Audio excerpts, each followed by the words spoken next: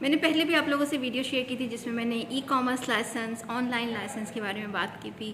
بہت ساری کوئریز ہیں کہ دبئی میں بزنس کرنا ہے، فیزیبلٹی رپورٹ کیسے بنے گی، اکاؤنٹنگ، ویٹ، بک کیپنگ، بہت ساری details, licensing, visa process and so on.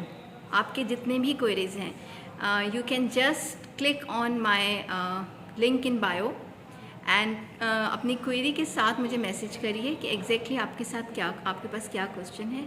آپ کو اگر اکاؤنٹس ریلیٹڈ ہیلپ چاہیے، فیزیبلٹی رپورٹس چاہیے، بزنس لائسنس کے بارے میں کوئریز ہیں، میں آپ کو کنیکٹ کراؤں گی the right person who can guide you and the right department who will let you know that how you can do business in Dubai.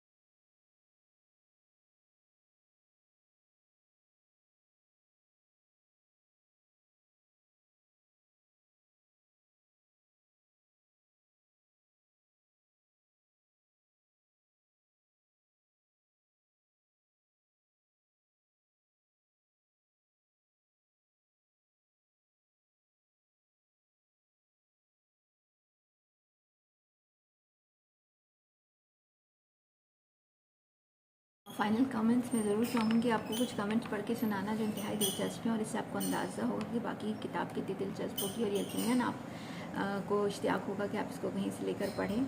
اور جیسا کہ میں نے کہا، میں ریپیٹ کر دیتی ہوں، آپ کو جہاں سے بھی ملے ضرور اس کے لنکس شیئر کریں. اس کتاب میں جو 100 مرد اور عورتیں شامل کی گئی ہیں جن کا اس پوری کائنات پر اثر قائم رہا ہے اور ہے.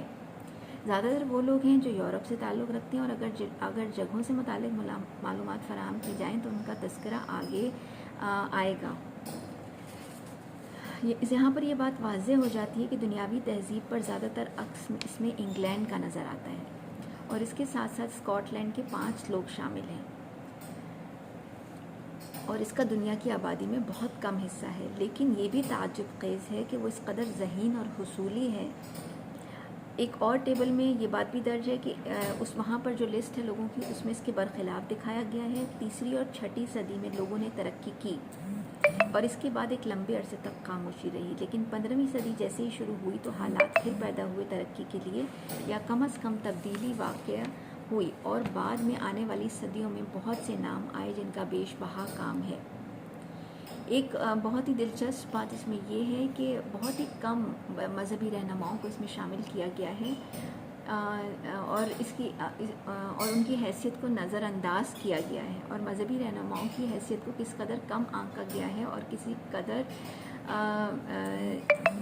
کہیں کہیں اس کو بڑھا چڑھا کر بیان کیا گیا. لیکن عمومی طور پر مذہبی رہنماؤں کو بہت کم اس میں شامل کیا گیا.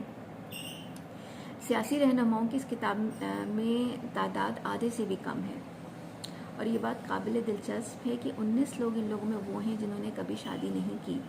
چونکہ ہمارے پاس کوئی ڈیٹا نہیں ہے، حقیقی شکل اس سے کچھ زیادہ ہی ہوگی. یہ ضرور تعجب خیز ہے کہ وہ لوگ زیادہ خوشحال اور زیادہ صحت مند تھے عام لوگوں کی بجائے، اور ان میں کہ جنہوں نے شادی کی ہے सब ही औलाद नहीं रखते थे। तकरीबन 26 ऐसे लोग हैं जिनकी औलादें नहीं थीं, और जिनके बच्चे थे भी लेकिन वो एक या दूसरी नस्ल के बाद ख़त्म हो गए। ये इंतहाई दिलचस्प बात है, हालांकि ज़रूरी मालूमात फ़राहम नहीं हैं। और ये भी इस किताब में आपको पढ़ने के दौरान नज़र आएगा कि इनमें आधे लोग जो इस किताब में शामिल हैं उनकी नस्ल में बाकी नहीं रहे, और इस किताब में शामिल सभी लोग बहुत ज़हीन थे और ज़्यादा पढ़े लिखे थे, और साथ इनमें